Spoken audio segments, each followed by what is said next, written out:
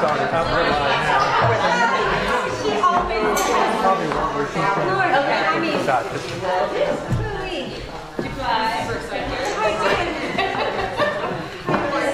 good evening.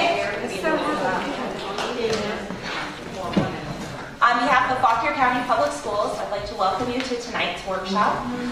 For those of you that this is your first workshop, these workshops are sponsored by the Virginia Early Childhood Foundation, or being paid for, I should say, by the Virginia Early Childhood Foundation. Fauquier County Public Schools was one of five districts that was awarded one of the mixed delivery grants in Virginia. And one of the parts of our grant is to offer professional development to community partners. So we're really working hard on building relationships in the community with private preschool. And I was so excited to see the variety of agencies coming tonight. So please, if you like tonight's workshop, continue to spread the word and let people know. It is being live streamed, so people can log in right now, but it also will be recorded, so that if you liked it and you want to share it with a colleague, we will have the ability to log in at another time to watch it.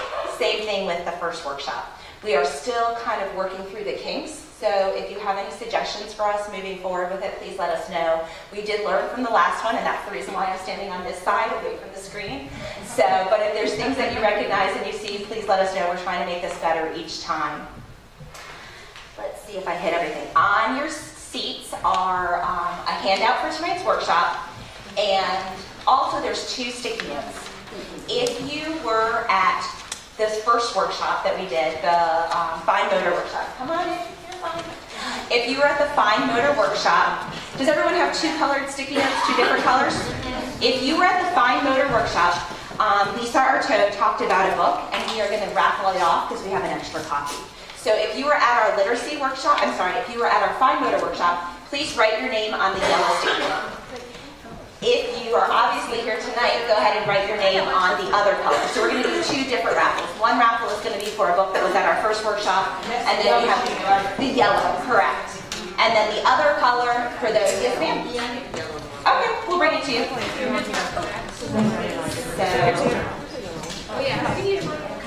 And for those of you that are interested, or if you don't know what's coming up, we do have some handouts for our future upcoming workshops. Gross Motor will begin next month on December 13th, and we are in the process of planning the ones for the spring. Hopefully you've gotten a survey from us, and if not, we will include you on future ones. Just make sure I have your email. We emailed out a survey to get some feedback on some workshops, and we're working through the feedback that we've gotten to plan those workshops for the spring. So now what I'd like to do is introduce our presenters. You all are in for a treat. You have 2 fabulous presenters tonight. Actually, both of them hail from Greenville Elementary School. Stacy Babish is the reading specialist at Greenville. She is both the reading specialist and the literacy coach there, and she's been there for over 10 years, but for an educator for much longer than that. And Annie is the speech pathologist at Greenville. She's been with Fauquier County Public Schools for 15 years, but been in the private sector longer, working both in hospitals and clinics. And some of you might recognize her from our visual phonics training. She's certified in visual phonics and does those workshops for the county. If you don't know what it is and you want to come to a future one, shoot me an email and we'll keep you on our list. I'm sure we can talk her into doing it again in the future. Like I said, you guys are in for a great workshop tonight. They've got fantastic strategies, and I'm going to go ahead and turn it over to you all. All right. I'm just going to let you guys have a quick outline of what we're going to talk about, and then Stacy's actually going to start for us.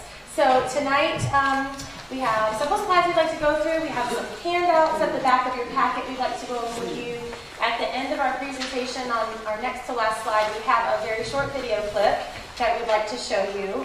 And we're going to be focusing obviously on early literacy development and language development. And we kind of took the perspective of both from the teacher side of things and also the parent side of things. So whether you're a teacher or a parent, you know it all comes together. I think it will benefit you either way. So I'm going to hand it over to Stacy, and she's going to start with some of the early literacy development. Thanks, Amy. All right, so many friends out there. This is Tony. I started here years ago. Taught kindergarten. Opened up the kindergarten program at St. James, so it's good to be back. So when we're talking about literacy, or tonight, what we're focusing on, I spend most of my day talking about elementary age on up. And what we're talking about tonight is what happens before they come to us at Greenville. What happens before elementary, when they're in your hands. So, talking about early literacy, we do have a copy. You have a copy of our handout, right? Our slideshow? Okay, presentation. I just want to make sure. So we're talking about what's happening from 0 to 5, 0 to 3, when it's really happening. We're talking about everything that's happening before you get to school. So prior to what we think of as conventional writing and reading.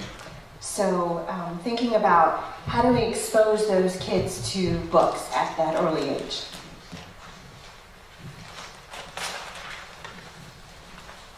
So what does early literacy look like? We went hunting. I won't tell you which one's my daughter. I know.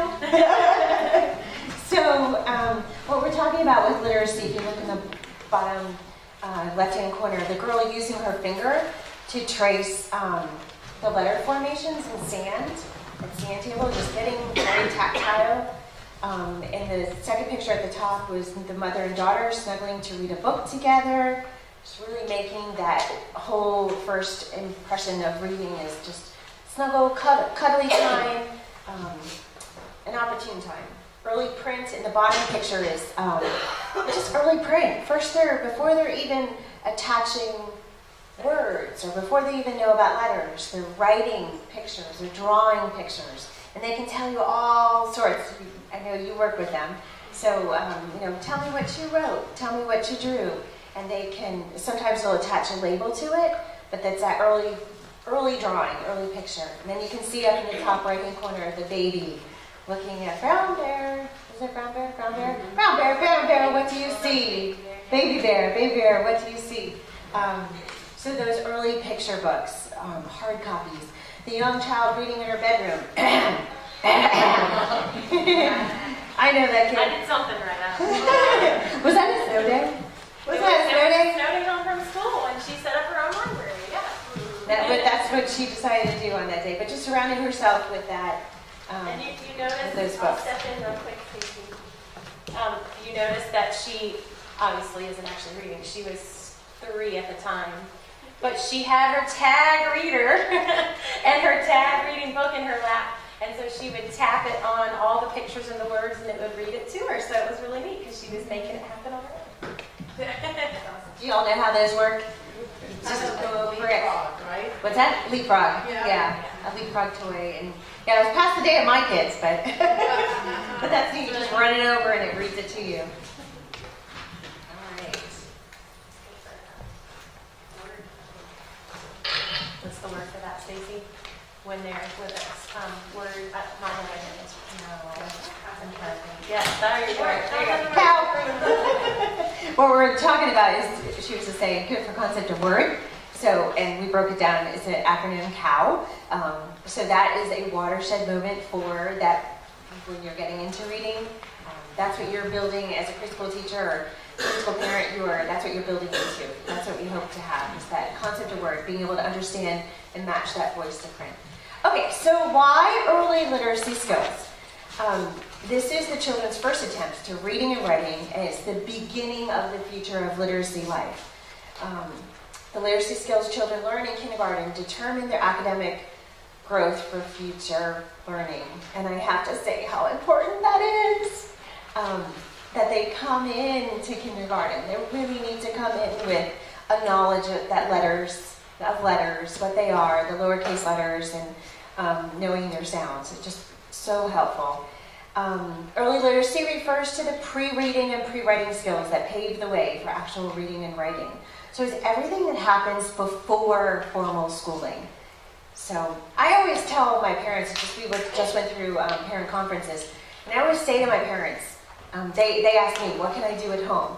And I said, the biggest thing you can do is to keep reading fun. Keep it fun, keep it light, and keep kids turned on. Because if they're not turned on, then you've got to get through that whole wall first before we start doing intervention. But if we can keep it fun and light, and kids don't even know, it's like that spoonful of sugar as medicine goes down. They don't even know.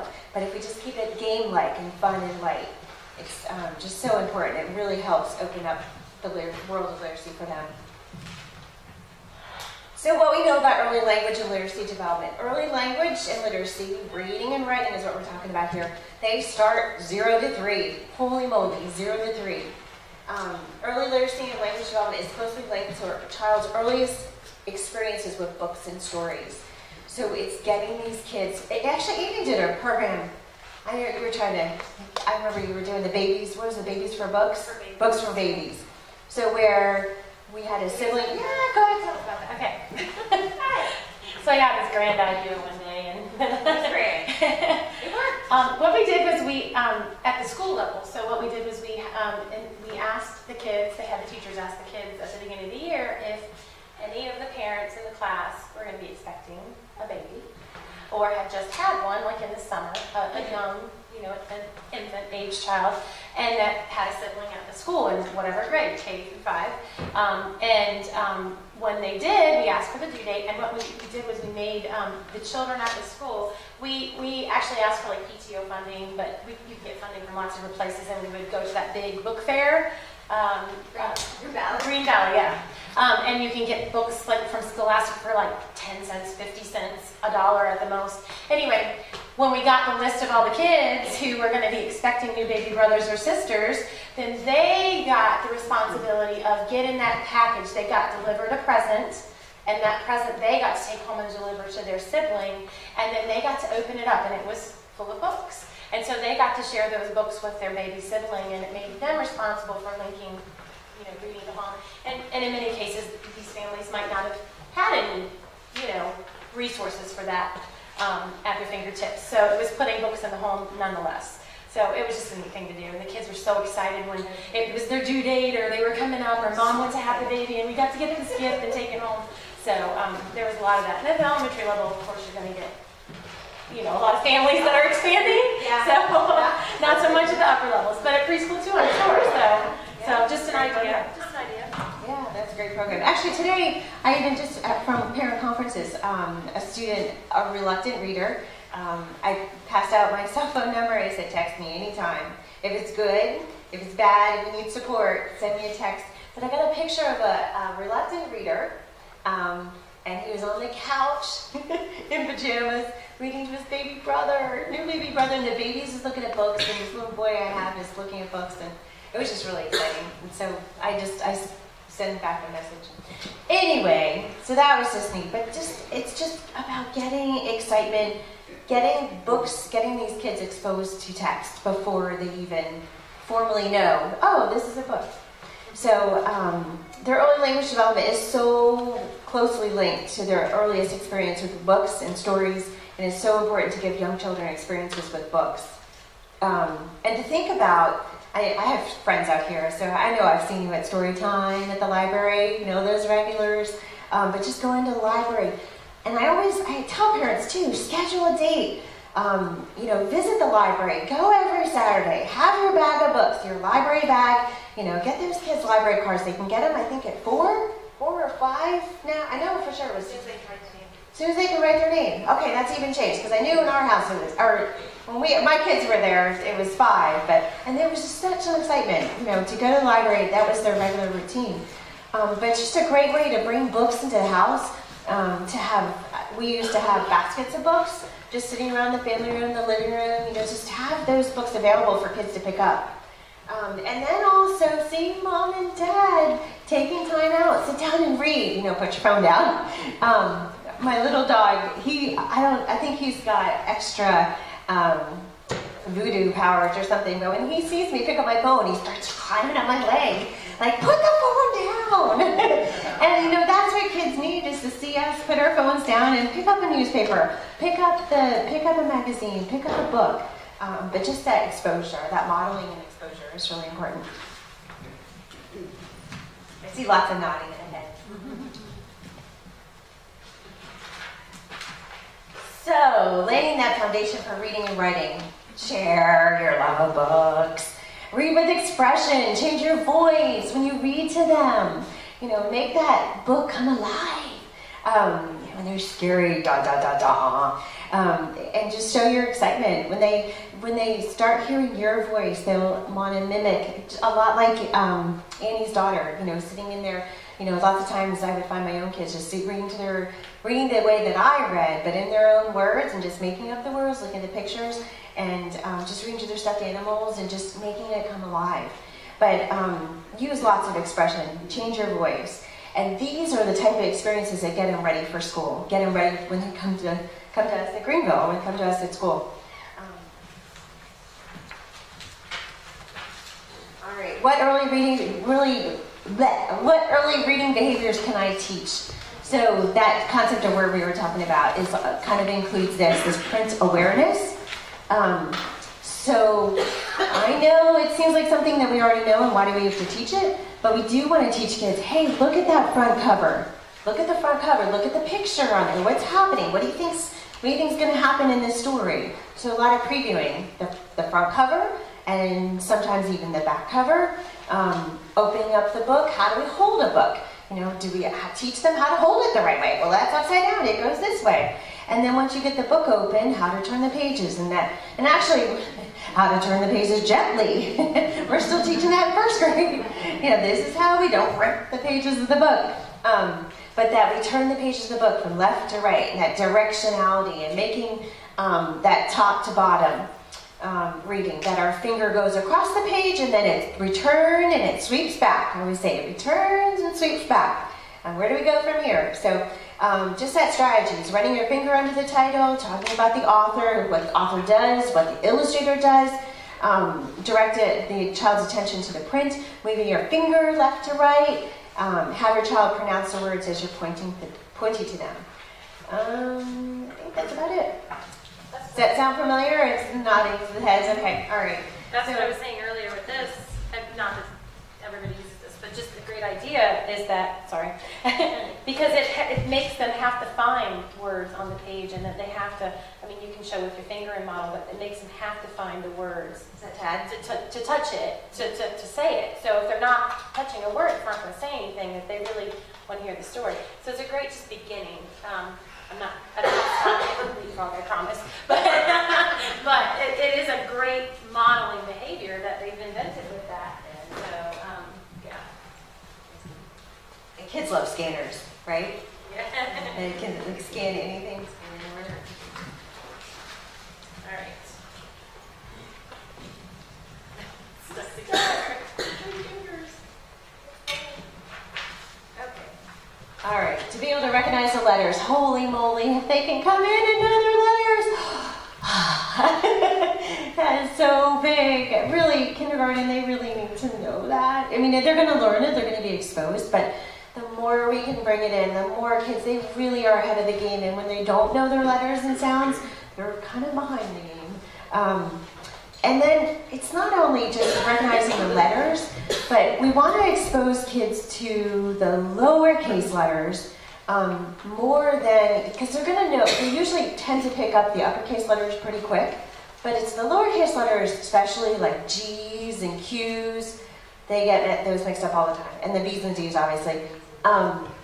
But G and Q is another notorious one. And then actually this year, I don't know about you, but this year I have a lot of kids mixing M and N, not knowing the difference. But being able to hear, make those sounds, and then also not only with the letters, but even those beginning, those phonemic awareness sounds. So phonemes, phonemic awareness is phonemes, sounds. So being able to hear rhymes, hear syllables in words, breaking words apart into chunks, being able to identify alliteration, so like the purple plastic purse. Where was your alliteration book? Purple people here? Yeah. Oh, no, it was over. You had your purple plum. Yeah, Peach, plum. What's that one? The peach? Peach, pear, plum. Yeah. Peach, pear, plum. So that Allbird. We're getting bombarded with those sounds. Yeah, I think because we're Warren tonight. Who's Peter McCory? You guys remember Peter McCory? Oh, yeah. He was so good with alliteration. I think he even had alliteration song. But anyway, that comes to mind. And that's so fun, when kids start hearing that, and it all needs to be presented as a game, as a sound, just playing with sounds, playing with the letters. But sometimes we don't even need to expose them to letters yet before we start playing with the sounds and the rhyming. Yeah, do that. Okay. Yeah, definitely. All right, so just since we're teachers here, sure. So I just brought a couple things that I find that the young population really likes. So I invested in the cheapest thing ever, these pillow letters, and they're all uppercase. But using those are just such a manipulative for young hands, and they love it. And there's some multiple ones, and we put them on. Yeah, well, that one's losing its threads already. But we put them on. I mean, you know, you have kids that have interest in everything. We put them on a train track. We line them up A to Z. We, you know, we pick them out of the bag and we try to say what sound they make. We try to look at what they look like and the shape of them, and we try to compare it to something like. The V is like the peace sign, or the S is like a snake, you know, and we do that. So they love the pillow letters to use it anyway, hands-on. Yeah. Again, I don't have stock in leapfrog, but my kids love it. But refrigerator phonics, how many of you have had this toy? Have you had kids at all? My gosh, I love this thing. And it puts it to, and it does, even for the, this is one of the few toys that when you put your, okay, I gotta try it for you. When you put your letter in, you know, it has its little song and dance. And I've had kids that were nonverbal children with autism. Oh my God, they'll start singing the song, and you're like, but I like this one especially because when you get a vowel, sorry, my microphone skills are not very good. Okay, when you get a vowel, how many things actually tell you the short and the long sound? Not a lot. So this one does, so that's pretty neat. You said you. If you said every letter makes a sound. You said you and So it's just a really nice little extra. Yeah. So that's another just letter recognition. And then there's a lot of different things these are, you know, the little alphabet related ABC cards, and they're just for small hands and small attention spans. You can have your dry erase marker, and the card has the letter at the top. They can trace it once or twice if they're able to. And then it has something that begins with a sound, and then it tells you a drawing thing you can do, and then it has a short little 4-piece puzzle at the bottom they can put together. And I mean, how quick and fast is that for little hands and little minds? And then, what was the other thing? Oh, this is a multi-sensory alphabet book. It's called the Sensational Alphabet. Kids of all ages come to my class just to see this. I am not kidding. I have a 5th grader that still wants to come see it because he used it when he was in my class when he was in kindergarten. But it's just nice, especially if you work in like an ECSC class where children have disabilities of any kind. This actually includes Braille, believe it or not. But it gives a sensory piece to each letter, and so you have a scratch and sniff on the apple, and then you have the sign language for apple, you have the Braille on the scratch and sniff and down here, and then you can find the letter and match it over here, upper and lowercase, and apple. And it, you know, they can find and match and push the button and get that reinforcement to play with at a station or something. So just another little model, and then what was left? Oh, yes, these are every teacher's best friend and a speech pathologist's best friend too. Called lip sync cards. Yeah, they're great. So top of the card, actually, you can't see it from your seat. We can pass these around so you can look. They even have all the different vowel sounds in here too, and all the digraphs too. Not that you need that in preschool, but on the top of the card, it has little green and red, and the mouth moves to show you how you move your mouth to make the sound of that letter. These are pretty inexpensive, and I have several copies, and I give them out to my kindergarten teachers, and they just kind of, that's where but we'll let you guys take a look at that so you can see it a little closer. So just as far as you're recognizing letters, those are some great early childhood things. Yeah, those are really neat. I used to use a mirror, and so when kids want to see, I just have a little plastic mirror, and the mirror works well, and they can just see their own. I had a kindergartner say to me, I asked him, what sound does the O make? He opens his mouth. Aww. I didn't even think the sound came out. That was just this morning. All right, so getting back to our early reading behaviors. So recognizing letters, hear and make the sounds, and then talking about those rare words. So rare words are the words that they're going to see in text, or that they're going to hear in text, from text.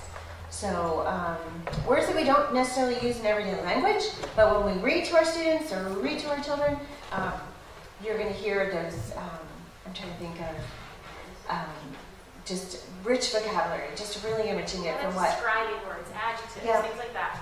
And it's not just cat, bat, hat, stack. Yeah, like when they're exactly. getting those early readers. He jumped, he went high, he went higher. What's the difference between those two? And then learn how to retell a story. So asking students when you're reading to them, what happened in the story? I like to do a 5-finger retell. So your thumb would be who are, I would say, the cool characters. Who are all the cool characters in the story? And then your pointer finger is where did the settings take place? What's the setting of the story? So where did it take place? And then your big finger is the big problem.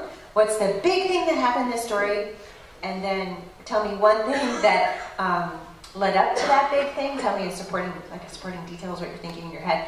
And then how did the story finish up? With your pinky finger. So real quick, kids can just look at their hand and go, character, setting, big thing, one, a detail, and then the ending. So 5-finger, quick retell of a story.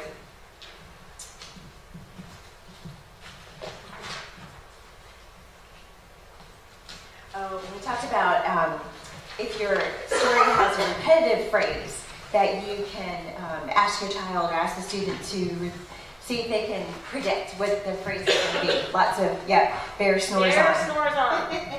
So if you're reading this book, how many of you know all the Bear series, right? So if you're reading it, you get a lot of rhyming, and then in the cave in the woods, in his deep dark lair, through the long cold winter, sleeps a great brown bear. Cuddled in a heap with his eyes shut tight, he sleeps through the day, he sleeps through the night. And you can even stop and let them fill in that rhyming word, just like you do with your nursery rhymes. The cold winds howl and the night sounds growl, but the bear snores on. So there's always going to be that repetitive phrase that they're going to keep on saying as they get into it on every other page in the book. So as you're going through these early books, you want to look and watch their behaviors. Are they gazing at the pictures? Are they laughing at a favorite picture? Do they see something funny? I like to use You Read to Me, I'll Read to You poems. Has anybody seen them before? You might have been the one that told me about them. I think I took a class with her years ago. Anyway, and I think it was your class, or it might have been. You're not acknowledging, so I'm not sure. But there's a poem. This is a good one to write down if you have. It's by Marianne Hilberman, and there's several books. Actually, I went on Amazon. There's at least 5 now in the series. It's called You Read to Me, I'll Read to You, and they're about. They're on one side of the page is a colored print. And then the other side is another color print, and you banter back and forth. And they're really fun poems. And there's alliteration, there's rhyming, but sometimes when I pull them out, and the kids have read them once or twice before, they see the pictures, and the pictures are so funny. There's one of a puppy who got muddy, and then they clean him up, and then 2 minutes later, the puppy's back out in the mud, and they blast him with the hose, the cartoon, and the kids just laugh. I mean, I've had kids that just crack up looking at those pictures. But are they gazing at the pictures? Are they laughing? Do they engage with the book? We want to look for those early reading behaviors that show recognition, that they understand what's going on in the book, such as pointing. And also making sure that kids have that background knowledge. A student who hasn't been to the zoo yet isn't going to understand a book about the zoo. So you can talk to them about it. What kind of things? Just build that background knowledge as you start to read. Or I've come across kids who've never gone to the beach. They've never seen the ocean. So what does that look like? What do we see at the beach? We see starfish. We see fish. We see boats. So really building that background knowledge for them. And vocabulary. In vocabulary, those rare words. So these are obviously very early, like 1, 2, 3-year-old type picture books. But again, you have a single word that's connected to a single picture. So you're saying, oh, this is the word chick, and this is a chick. They go together. And then, of course, you can do your thematic units and things like that. If you're doing an animals unit, a farm unit, whatever matches. There's picture books for everything. But there's also story. I don't think I brought one today. There's also story picture books that actually have a scene of something happening, and the kids can just make their own language up. They look at they just kind of analyze the picture and look at what it is. And there's no print at all on the page, but they're making their own story, and they're putting their words together. So those are great. Actually, you know what? That's one of the things we talk about in once they come to elementary school, we talk about the different ways to read a book, because kindergartners walk in and first graders, some first graders will tell you, I can't read. No, you are a reader, because there's several ways to read a book. You can listen to a book read to you.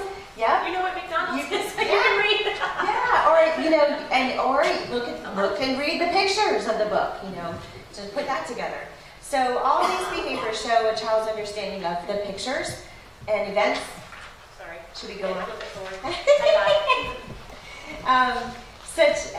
Just really makes the storybook come alive and talking about the events in the story.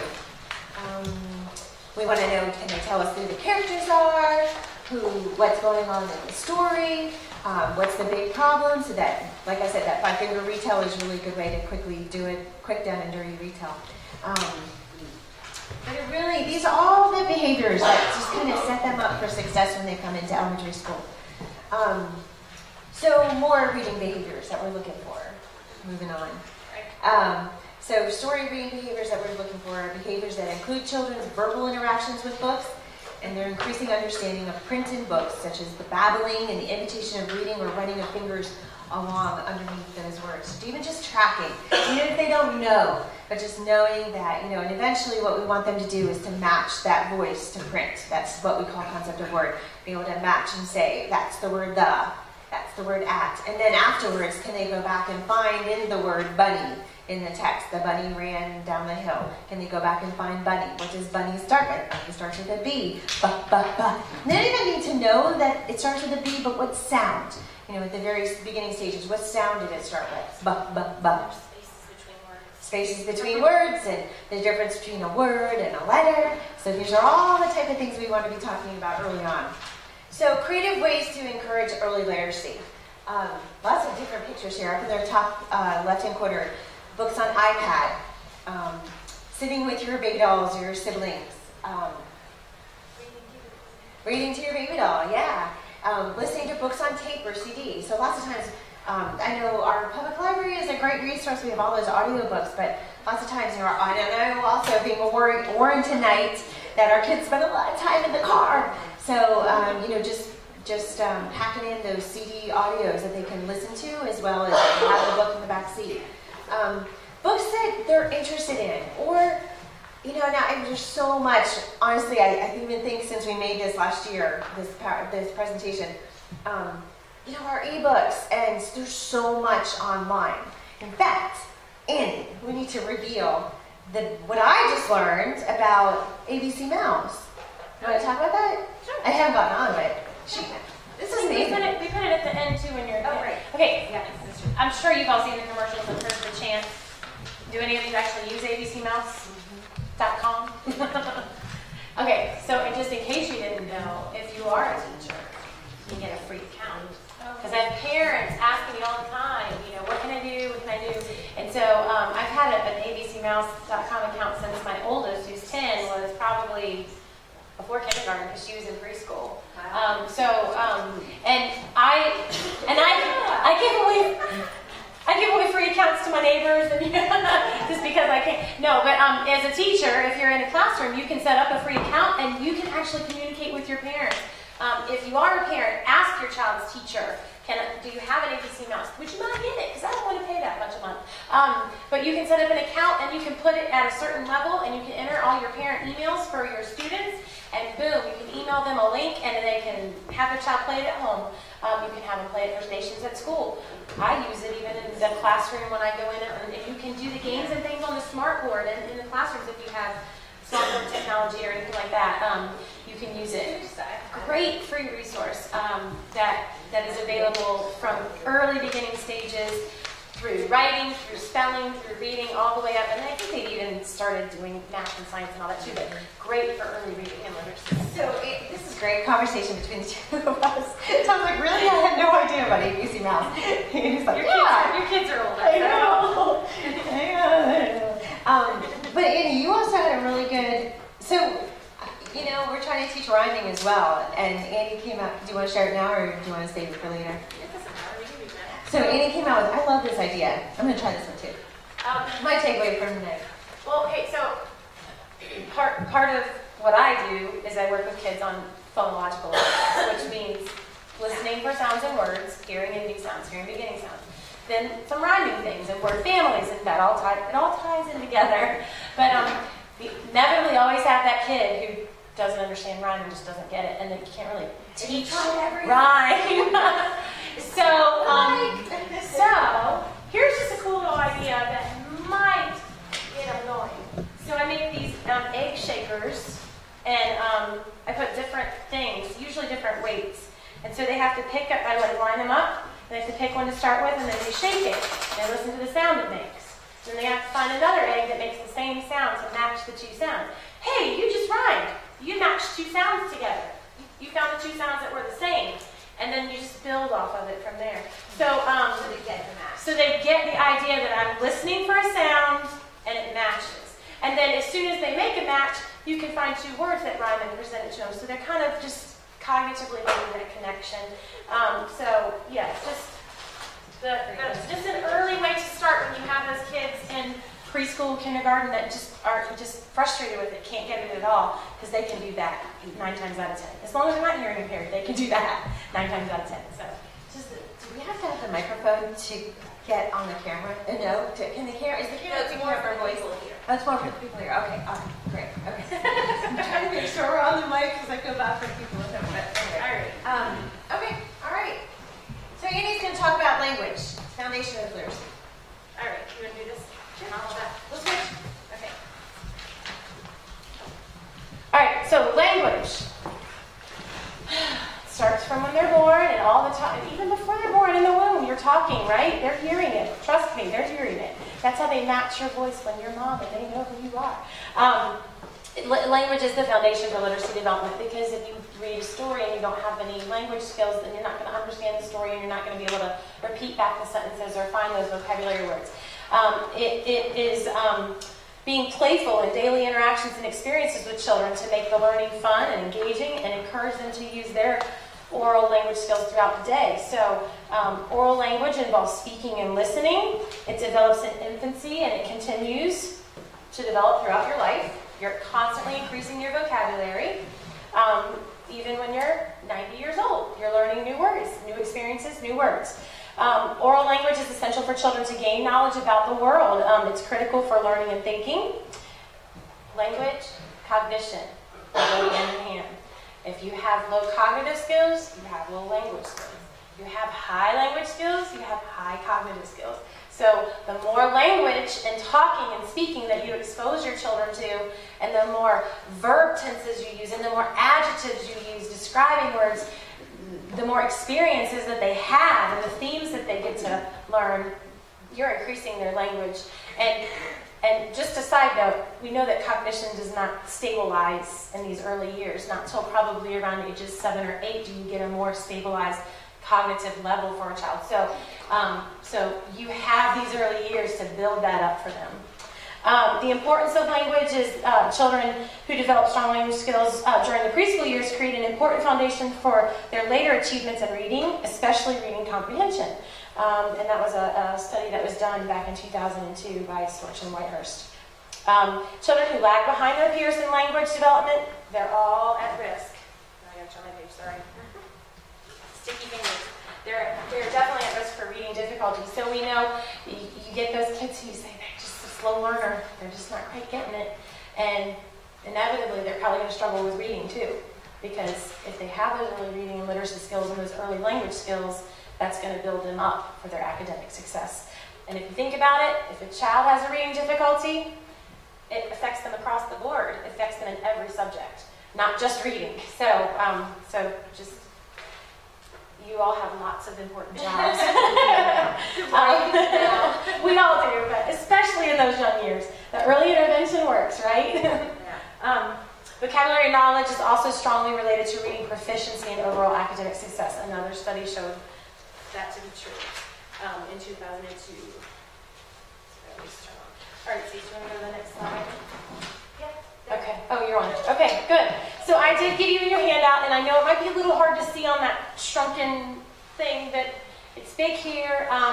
And This is just a quick little chart to just give you a very brief snapshot of what language development looks like from birth to 5. I mean, and this is very tiny amounts. I mean, it's very broad, general in what they're saying. So at birth, they're hearing sounds, they're deciphering sounds, they're knowing if it's their language. They're hearing 2 languages, they're starting to decipher. 0 to 3 months, differentiating cries a baby uses. You know when they're fussy, you know when they're really hurt, you know when they're sick, you know when they're just mad and they want their way. Cries are the first form of communication and vocalization. 4 to 6 months, they start doing that early babbling and that vocal play. So, you know, we all say, you know, oogie, googie, googie, goo, you know, and that's what you hear from them, and then they kind of imitate it back in their own way. 7 to 12 months, the speech is more speech-like babbling, so they're starting to hear your intonations in your speaking, and when you say a sentence with excitement, you start to hear them sort of imitating those intonations. I was just working with a little preschooler today, and a little boy who had obviously some impairments and delays, but even him, we were going up, up, up, up, up, and he went up, up, up, up, up, and he imitated it because he heard my intonation. He didn't say the words, but he imitated my intonation. The use of 1 to 2 years, 1 to 2 years use of 2-word questions. So 2 years old, we're looking for, are they putting 2 words together yet? And that's 2, 2, 3 actually. And of course, boys tend to develop a little later than girls in the verbal domain, but you always have those geniuses out there. But in typical development, boys tend to come behind girls in the age range. 2 to 3 years, they're using 2 to 3 word utterances, and they might start using some of those describing words. I want big ball, or big ball, please. 3 to 4 years, combination of 4 or more words, and 4 to 5 years, the use of long and detailed sentences, more adult-like grammar, more syntax and perfect grammatical type sentences coming into play at that point. So there's a little rule you can remember as a preschool teacher, because up to 5 it sort of works. And if you have a child who feels like really delayed and not talking, or a parent that's concerned, just a sort of rule of thumb is, however old they are, it should be approximately how many words they should be able to combine in a sentence. And it doesn't mean that they're, and this is up to age 5. So if they're 3, you should be able to get a few 3-word utterances out of them. I want ball. That's a 3-word utterance. It doesn't mean that they consistently talk in 3-word utterances, but when they're 3 years old. But typical development would show that they're able to at least combine 3 words together and form a short sentence like that. So, and again, up to 5, you're building more details into your sentence structure. So, early language development.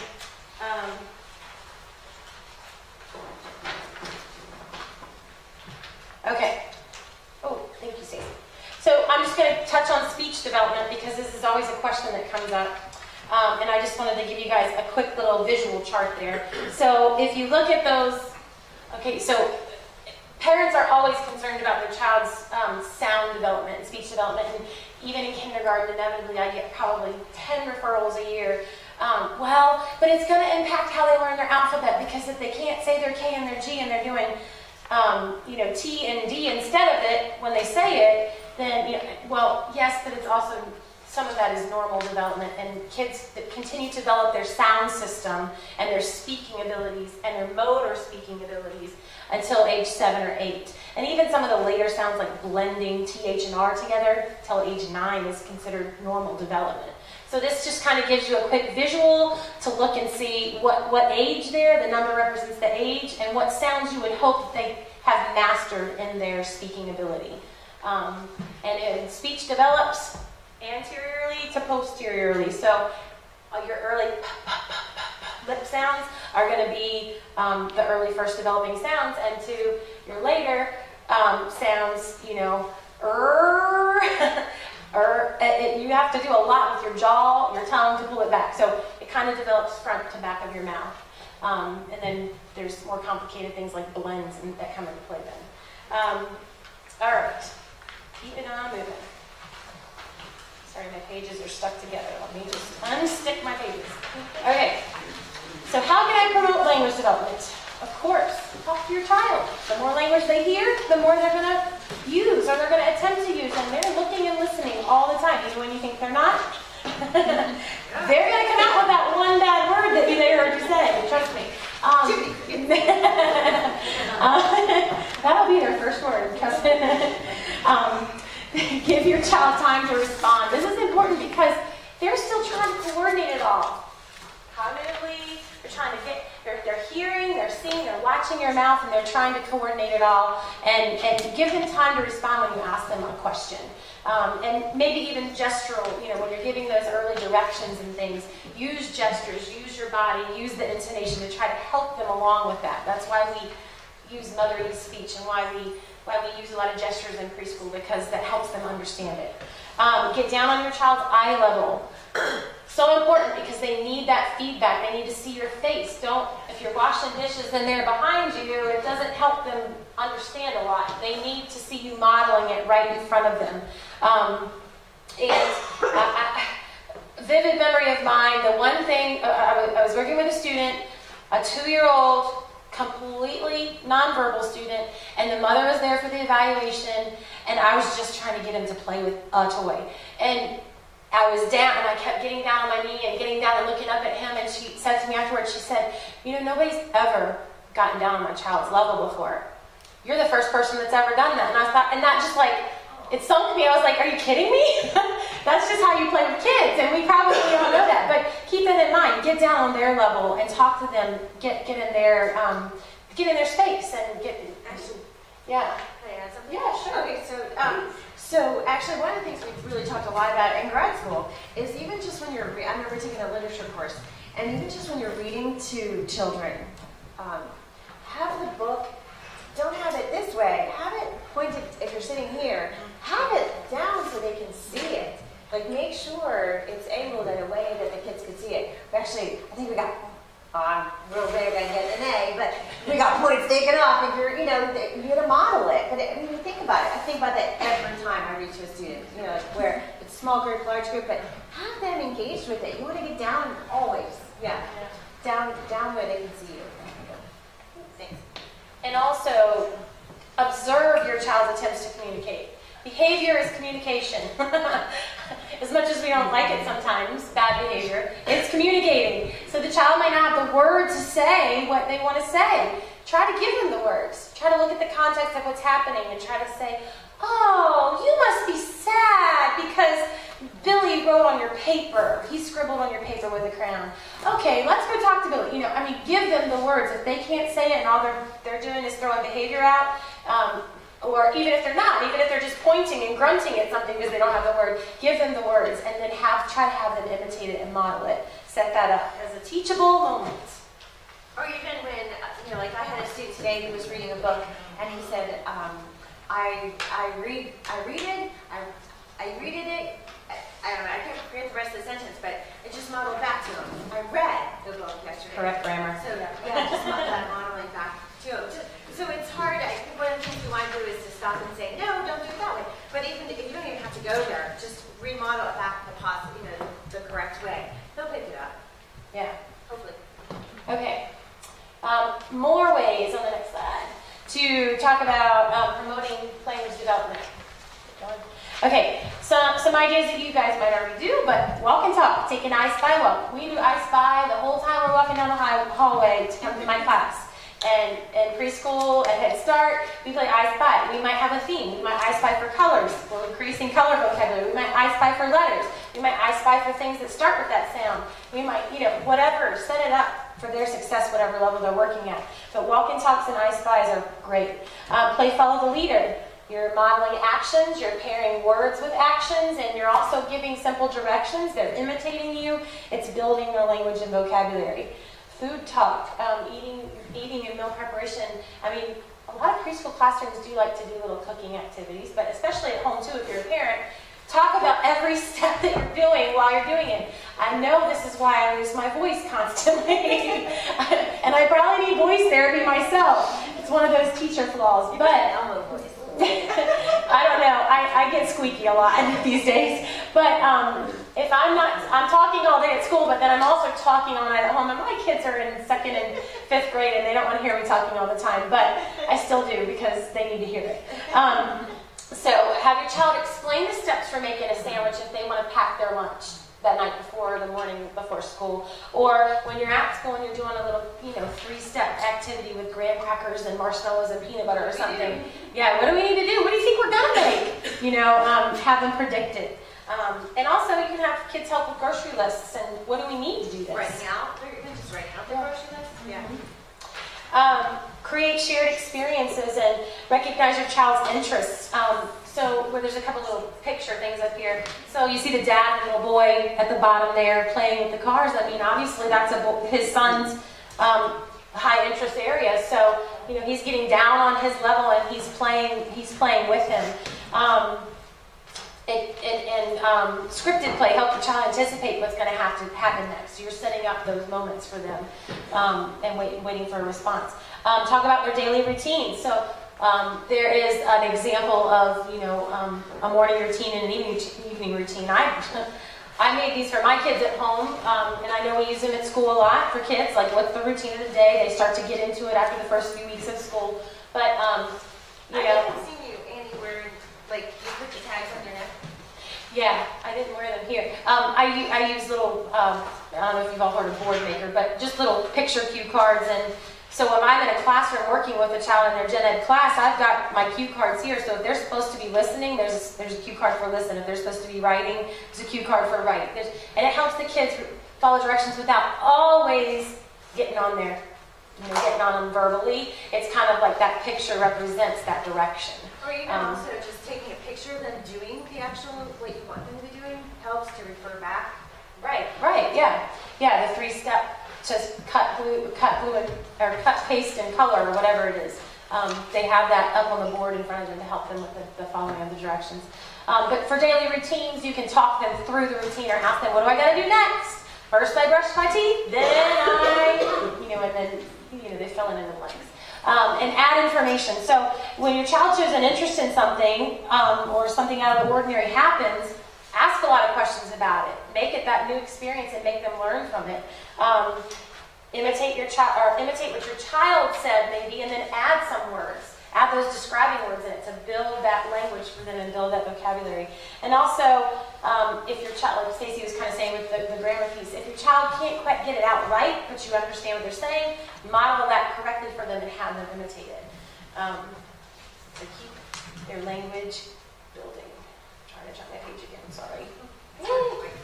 Okay, so we're going to now kind of switch back and forth because this is getting towards the end of our formal presentation. So we're going to talk about what 5 areas you really need to focus on for the child to be successful when they come to school. And this is literacy and language combined. So I'm going to do the first one, vocabulary, which you've been hearing me say a lot. They need to have an extensive vocabulary when they come to kindergarten, and you're building that all throughout. But they need to know everyday vocabulary, household items, outdoor environment words, concept words, the in, on, out, all the preposition words, over, behind, between. They need to know all the action words and even maybe some of the action tenses. Running, I ran, I'm going to run, because they need these to be able to follow directions when they get to school. If they don't have those words for all the different contexts that they're going to be in, and part of kindergarten is learning the routine, but also in preschool, you're learning and you're labeling all these things, and they need to be able to have that vocabulary to follow the directions. Another great idea, and I put a sort of picture. Can you go to the next slide? That's okay. I don't know where it was. The I Spy books are great. I'm sure many of you have used those. And they also have a listening component to where you say that when you read it to them, it's asking them to find 2 or 3 things within the page. But you can also use just the pictures and ask them to see what they find. What do you spy in this book? Or give them a clue with a detail and have them match it. I spy something red. What do you see? And they can find it that way too. So, treasure hunts are another good one. Going on a treasure hunt. So then, talking about familiarity with books, just reading with your child. Reading gives them that rich vocabulary. Reading also promotes listening. And that's a key, really important skill to have when they come into kindergarten, is that they can sit and actually listen to a story. Their attention span, just being able to have that stamina. We talk about building stamina a lot, and lots of times in the classroom, if you're familiar with, if you've ever taught in elementary school, there's a system out there called the Daily 5, and we talk about building stamina. And we have classroom challenges of which class can look at books the longest, who can read the longest or how. And we build up from like a minute, maybe it might start with 10 seconds before we get interrupted, to a minute, maybe 2 minutes. So building that stamina, really helping them listening to learn, and then asking questions about what they read. Open-ended questions are better than closed-ended. We don't want the simple yes, no, but who were the characters? Tell me about them. What were they doing? And then, just looking at the pictures in the book and following along and talking about what's going on in the text. Another thing I feel like we're kind of initiating this year is getting kids not only to respond literally to the text, but also thinking more analytically about the text. So, put yourself in that place. If you were that character, if you were Little Red Riding Hood, would you have done what she would have done? So those kind of questions really get kids, modeling and talking about literacy.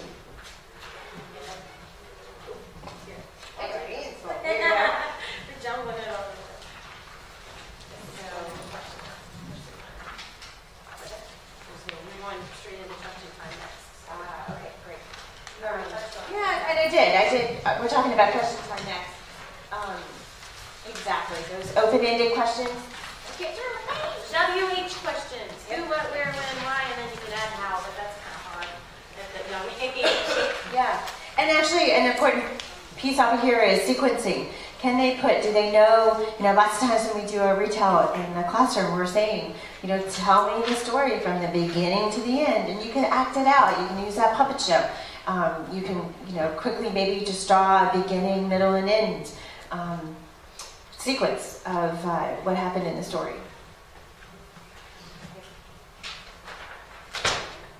All right, so I kind of already touched on this, but this is kind of summarizing what we've talked about into those 5 main things. So grammar and sentences is important for your child to have. And of course, kids do build up on that as they go through age 5, 6, 7, and 8. They learn all those different syntactic forms of words. But model the correct grammar nonetheless, no matter if they're 2 or 3 or if they're 8. So if a child says, her riding a bike, you say, yeah, she is riding a bike. She's riding a bike, right? So you give them that pronoun flip. Ask your child to repeat the correct form, and just say right after what you said if they will. And just something important about this, I get this question a lot. So what if there's 2 languages in the home, and you work with a lot of students that might speak both Spanish and English, or an Arabic and English, and have both languages? You should be modeling in the language. And this is more for parents than teachers. Obviously, if you're a teacher, you're going to be modeling in English. But at home, I encourage the parents to model in the native language of the house, because that's what the parents know best. They might not have the correct grammar in English for the syntax. So they should be sticking with their home language, because they're going to differentiate between school and home anyway. What if they have 2? We have a little boy that his mom speaks Spanish, but the dad really doesn't as much.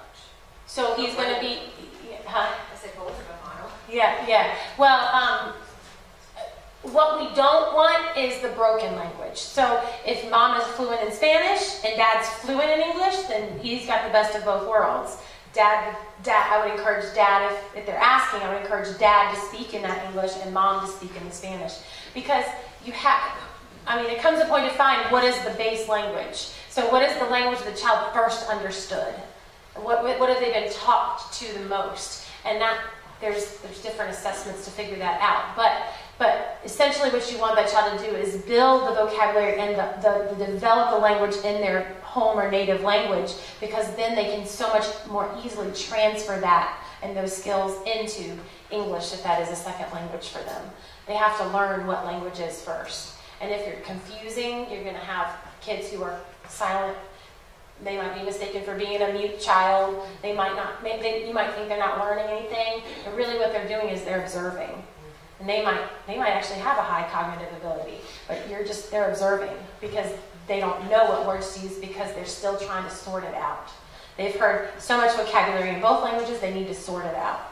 So I have a student currently right now that I'm working with. Her mother speaks French, her dad speaks Italian, and she's obviously learning English. So, and those parents came in for conferences, so I said, teach them all. Because, you know, being bilingual or having the second language is such a great resource. Don't let that go. And where it comes to be a problem is when you have a truly child with a language impairment, and then you're trying to build two skills at once, and that's difficult. But in general, you want to start with the base language and build that up at home, and then at school they're going to learn the transfer of, you know, English is what's expected here. So I'm going to learn that vocabulary first, that school vocabulary first. Okay, and also there's different dialects. If we were down in Danville, Virginia, we'd be talking a little different than we do here in Warrenton, Virginia. So that's okay. That's what the cultural dialect is there, and that's okay. So that's what they're going to learn. Yep. All right. So, okay, sounds good. Clap and rhyme. So, talking about clapping out the syllables. So I love this trick of just, you know, that whole playing with sounds, but I love how, you know, saying the word apple. Apple. Everybody say it together. Apple. And then what I usually do is say apple, and we'll count. I'll do apple, and just kind of count on my hand. How many beats do we have? And the kids catch on, and they say, oh, two. She's got two fingers, so two syllables. And then hopefully they start picking this up. I see that lots of times happening is they start picking up. Oh, 1, 2. You know, they get it. Or pumpkin. But they start hearing that. But just modeling, hearing the sounds, being able to play with language. Clap the beats in tiger. How many beats? And then play rhyming games with them. Rhyming games,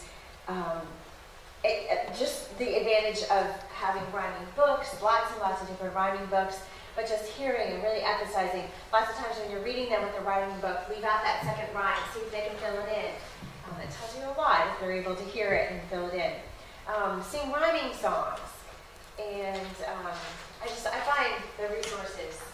The word family books. Word family books, yeah. I see lots of times kids making connections at school. If I put fan on the board and then I show them how to manipulate, lots of different ways. But even if I just write on the whiteboard, but if I write fan and I write tan, and then I write can, and then they say to me, they jump out of their seat and they say, Mrs. Babish, they all have A's. They all have, and then the next kid's like, they all have A-N. Well, yes, and they sound the same. And, you know, you can just see the whole light bulb go on. But just fan, this is a fan. Here's a rhyming book here. This is a van, this is a pan. So just very simple text. This would be great for concept of word too. Just very clear, one line, not two lines. Big bold prints, great pictures. I love this. This is Amy's resource. Then you get to the end, and you have all of them. Yeah. Can you think of more words that rhyme? Yeah. And then we already talked about the egg shakers. That was the other part of this. Right. Okay. Yep. So we have on our next slide. We have a quick video. Like a video and summation. Now, don't fall asleep. This guy thinks he's kind of funny, but he might not be really funny to you at this time of night. But anyway, it's some good points on here. So it's the 10 steps to early literacy as outlined by, he says his name in the meeting. I don't remember what it is right now. Just put on the link. I'll get it. Okay. Hopefully, it's going to come up. Go down to the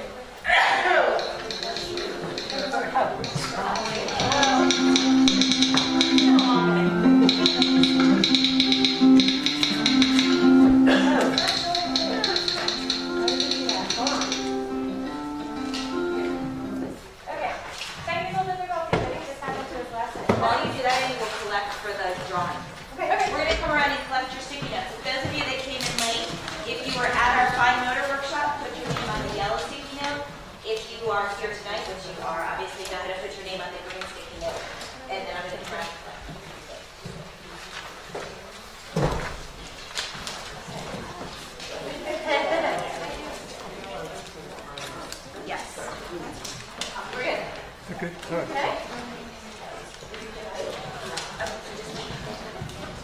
All right, so I'm going to go ahead and start this, so while you guys are doing that, you can watch. It's just a few minutes long. Hi, I'm Frank Edwards. And I'm Deb Nesbitt Monroe. 1. Start reading early. Well, maybe not before the baby's born. But you could. We recommend that parents start reading to their babies from the day they're born. And should they keep it up until the kids are in high school? Yes, they should. 2. Make reading a habit.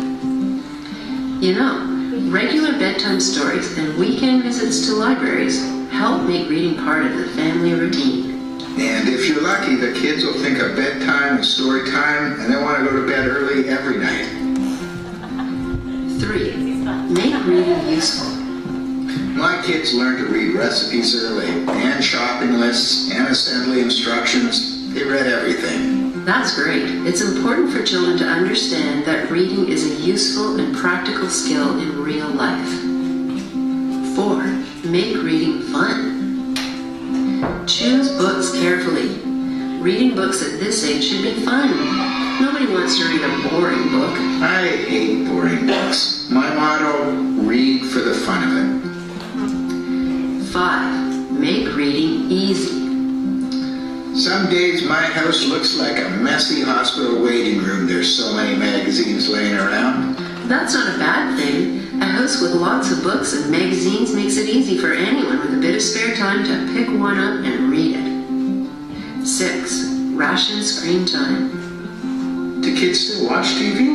Yeah, unfortunately more than ever. If you count all screen time like computers, tablets, phones, and television. The point is to prevent all those electronics from taking over a kid's spare time. 7. Read together. Hey, I remember growing up when my parents would sit around reading the newspaper and my sister and I would sit around reading our picture books. That's wonderful. It's so important for parents to be good role models so that children see reading as important and not just for kids. 8. Talk together. That was my house. Everybody always had lots to say. That's great. Conversation in the car or around a dinner table really encourages vocabulary development and communication skills. Children learn by listening to their parents. That's how I learned some of my best bad words, helping my dad fix the car. 9. Play together.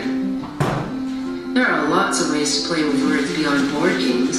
Rhyme them, sing them. My specialty was riddles and jokes. That drove everybody crazy when I was a kid.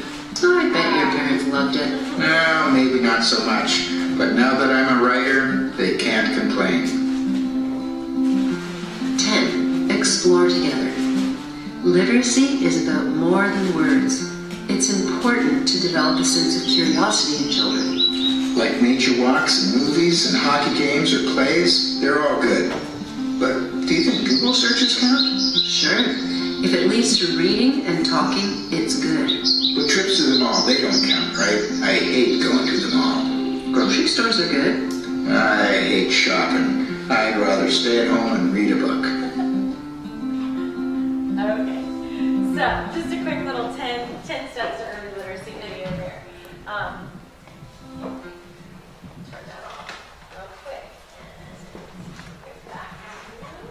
Do you have any questions? I know it's getting late.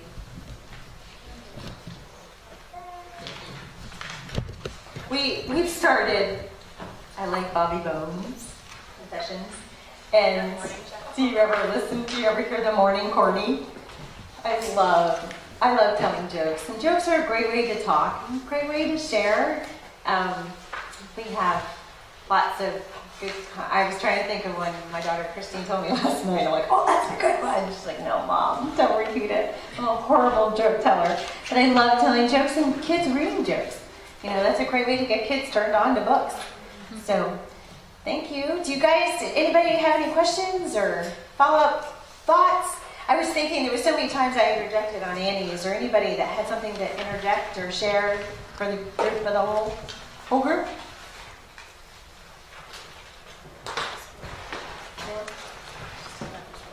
Okay, so just a couple quick resources to make sure you're aware of. In your handout packet, you have First of all, some websites on the very last little slide there.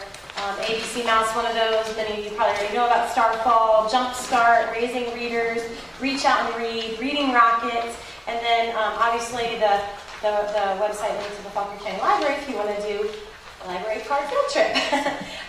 But there's also the American Speech Language Hearing Association, which is what I'm certified by, and they have a lot of great parent links on there and teacher links and school links as well that talk about a lot of early literacy and early reading things.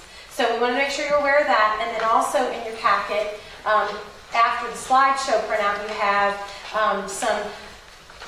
some of those more just kind of quick tips for literacy development, language development, handouts that you could easily give your parents as a classroom teacher and send home. These are the handouts that I actually used to use when I would send home one of those books for baby baggies.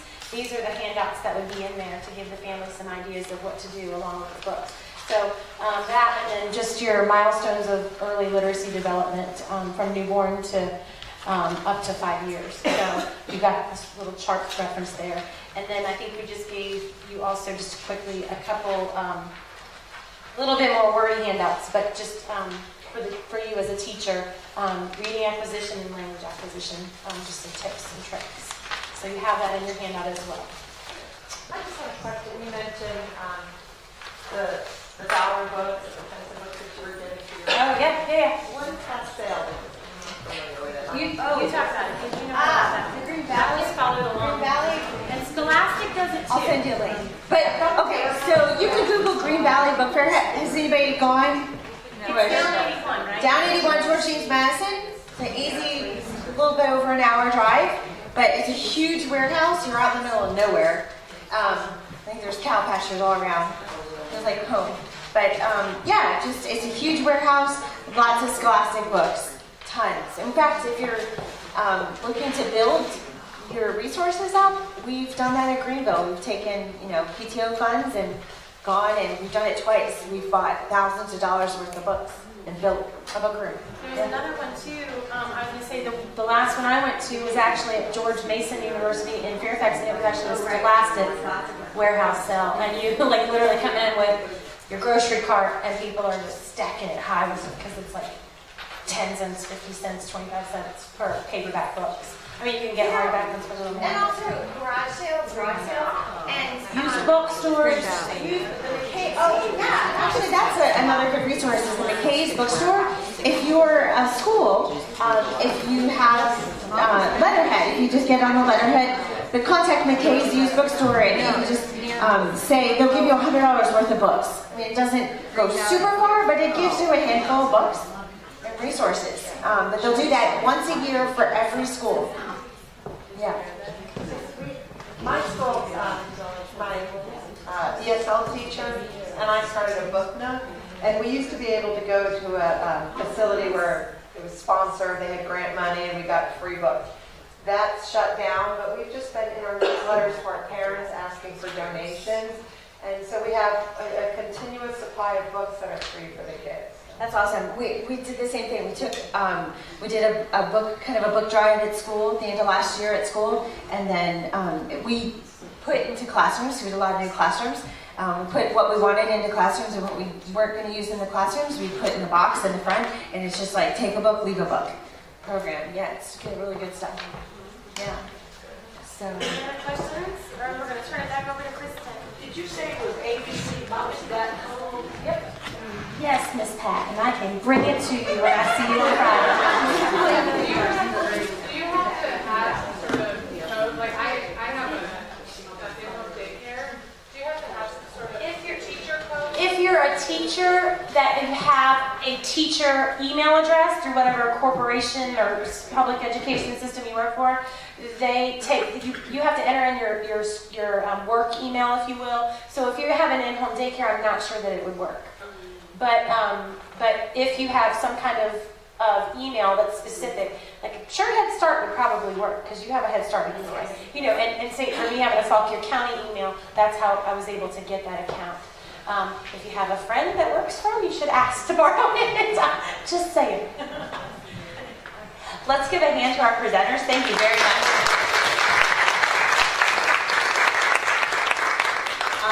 Just a couple of quick announcements before we let you go, and we'll start the drawing in just a second. The Public Library, if you haven't heard yet, has a new initiative, 1,000 Books by Kindergarten, and you're going to start hearing more and more about that. And actually, Fauquier County Public Schools is teaming up with the Public Library, and stay tuned because the bus will be coming to your area. If you haven't heard, our preschool program has gotten a bus donated, and we are in the process of renovating it. And what our goal is to go out into the community and hand out books to the children. So keep an eye out. That's her baby. That is definitely my baby. And if you see me driving, stay clear. For the longest time, it was donated to us by the Sheriff's Department. So it used to say Sheriff all over it. And when I drove it, nobody messed with me. But the decals had been taken off, and I drove it back from the shop the other day, and cars are just like flying by me and honking. And I'm like, I used to be the sheriff. So each of you has a blue sheet of paper. If you would do us a favor and fill that out, that is a survey for tonight's workshop. And as you're leaving, if you turn your survey into Jen, she will hand you a certificate of attendance that you can customize for attending. Let's see, if you're looking for something to do on Saturday, St. James has their race, and our preschool programs in the county benefit from that. So that is 8 o'clock Saturday morning. 5K? 5K, yes, and they also have a kids fun run at 9 o'clock. Let's see what else we have going on here. Just a reminder, our next workshop is December 13th. That will be gross motor skills. And I think we're ready for our drawings. So, you already drew. Mrs. Gilbert, you're the first winner. This was Rattles to Writing from our first workshop. And we actually, totally random, but I know teachers love free stuff. I found some extra flip crayons. Do you want to pull one more yellow?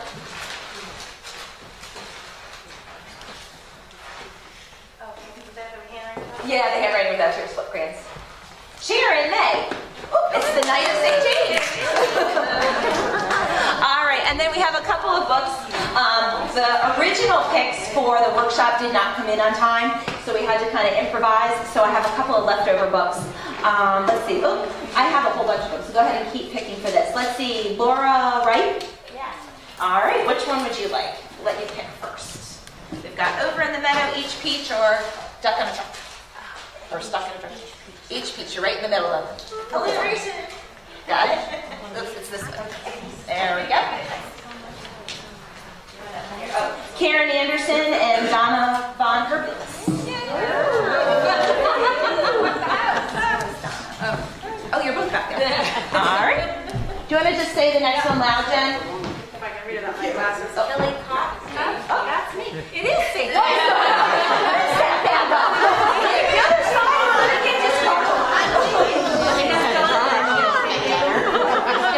Steph Donovan.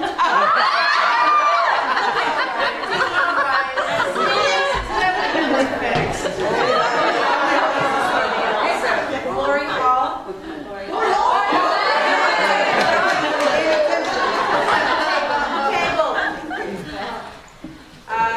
Michelle McDonald? Maybe Dowell? Yep. Yeah. Last one.